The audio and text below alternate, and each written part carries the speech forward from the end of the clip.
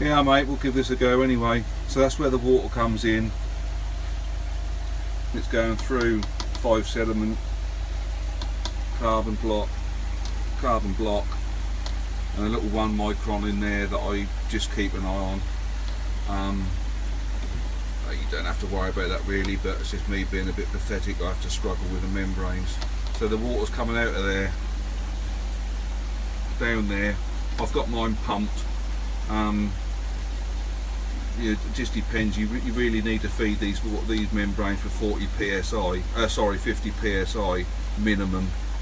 You might better get away without it, but generally, if you're on a meter, you can't. These work a hell of a lot better if they're pumped, and this system has been bloody awesome since I stuck a pump on it.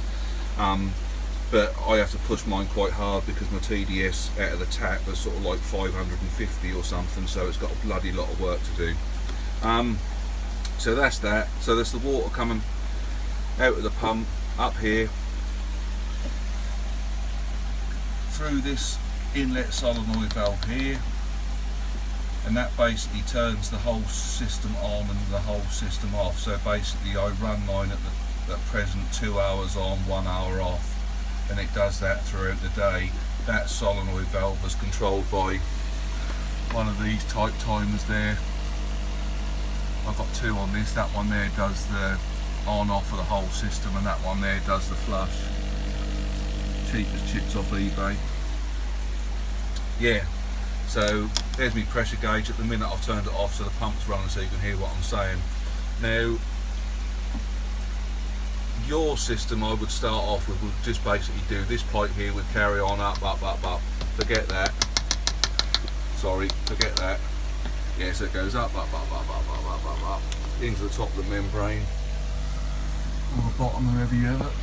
It's better to have it this way round, I think. So yeah, so in the membrane, all the way down, and then out the bottom. And then basically, as I told you, the centre connection is your pure RO water out. So that's basically this one here, this one here. It goes up. There's a little TDS sensor there, so I know what the TDS is coming out, which you probably need to get, which is one of those bad boys there. Just the 2 sensor one will do. Yeah, and then I've got some flow meters in here, so I can keep on, so I can fiddle around with it, getting it set up properly. Handy, but I don't think you'll probably need to worry too much. Yeah, and then we go up, and then this pipe here then goes through, and that then goes into the pond. So that's that side of things.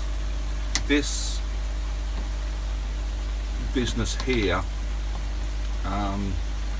this is just a little needle valve that I've got, so I can adjust, I can put just purified source water, as in that hasn't gone through the RO unit, back into the mix, so I can then see from this sensor here what TDS water I'm putting into the pond. So I just basically run mine round about a TDS of about 80 back into the pond, so that gives me quite a decent KH. Depends on what you want to do and how silly you want to be about it, but yeah, that's good enough for me anyway. That's that bit. Now when you've got you're talking about your dirty water as such, that's coming out of this pipe here, which is the one that's on the outside at the bottom there. So that's that. It goes through another flow meter here, and this is the little auto flush assembly business here. Now you may well have, I've got a shut-off valve here so I can control mine a little bit better, but you can actually, they do supply them membranes and housings with like just a little restrictor that you can put in line. You could get away with that, and basically it should give you round about 50% pure to 50% waste. I run mine a little differently. I have about 40% pure water to 60% waste, just purely to try and keep the membranes, because if not I get through one of them about every 6 months, but you'll probably be alright for every couple of years. Yeah, so that's handy if you've got that. Now this is the auto flush bit that I'm talking about. So there's a solenoid valve in there, that boy there, and that's controlled by the time clock that I showed you earlier. So basically what happens is the system comes on, it runs for an hour, in my case an hour and a half, and then after an hour and a half this solenoid valve comes on for about 2 minutes and fully flushes the membrane to waste, and that way it washes all the old crap out of the membrane and tries to keep them so that they're sort of well, keep them in a good condition for as long as possible, and then it'll basically shut down, and then this here will then restrict the water flow again, so that you've got your 50-50 mix of RO to waste. Hopefully that gives you an idea, mate.